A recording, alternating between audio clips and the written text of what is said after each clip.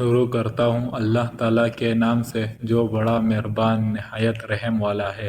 حضرت عقب بن مالک رضی اللہ تعالیٰ عنہ نے اپنا واقعہ بیان کرتے ہوئے فرمایا، جب وہ غزوہ تبوک میں رسول اللہ صلی اللہ علیہ وآلہ وسلم سے پیچھے رہ گئے تھے کہ رسول اللہ صلی اللہ علیہ وآلہ وسلم صبح کے وقت تشریف لائے، اور آپ جب سفر سے واپس آتے تھے تو سب سے پہلے مسجد میں آتے اور 2 رکعتیں پڑھتے، پھر لوگوں سے ملنے کے لیے بیٹھ جاتے۔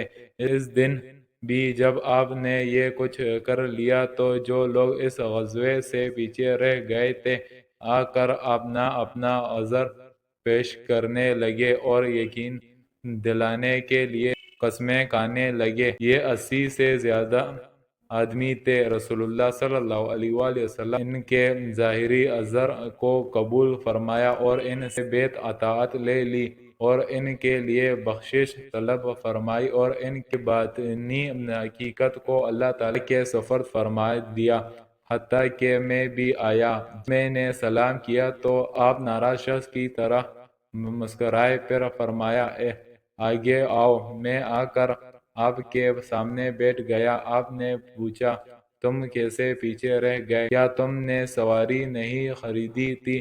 میں نے کہا اے اللہ کے رسول، اللہ کی قسم اگر میں آپ کی بجائے کسی دنیا دار سردار کے پاس بیٹھا ہوتا تو میں جانتا ہوں کہ یقیناً میں اس کی ناراضی اور عرصے سے نکل جاتا، کیونکہ مجھے بات کرنے کا طریقہ خوب آنا ہوا ہے، لیکن واللہ مجھے یقین ہے کہ آپ کو راضی کرنے کے لیے اگر میں نے آپ سے جھوٹ کہا دیا تو اللہ تعالیٰ آپ کو مجھے سے ناراض کر دے گا، اور اگر میں نے آپ کو سچ کہہ دیا تو آپ وقتی طور پر مجھ سے ناراض ہو جائیں گے، لیکن مجھے امید ہے کہ اللہ تعالیٰ معاف فرما دے گا۔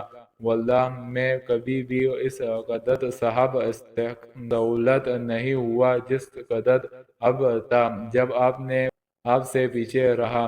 رسول اللہ صلی اللہ علیہ وسلم نے فرمایا اس نے سچ کہا ہے۔ پھر مجھ سے فرمایا تم اٹھ جاؤ حتیٰ کہ تمہارے بارے میں اللہ تعالیٰ کوئی فیصلہ فرمائے۔ میں اٹھ کے چلا آیا۔ یہ روایت مختصر ہے۔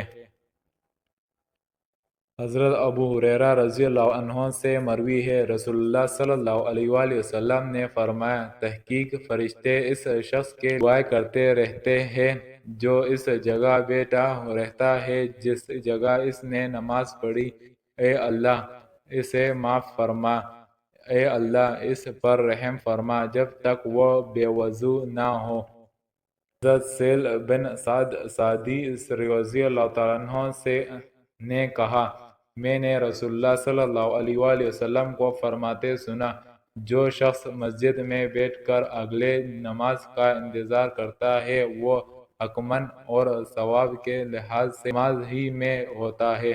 اللہ تعالیٰ ان احادیثوں پر ہمیں عمل کرنے کی توفیق عطا فرمائے، آمین۔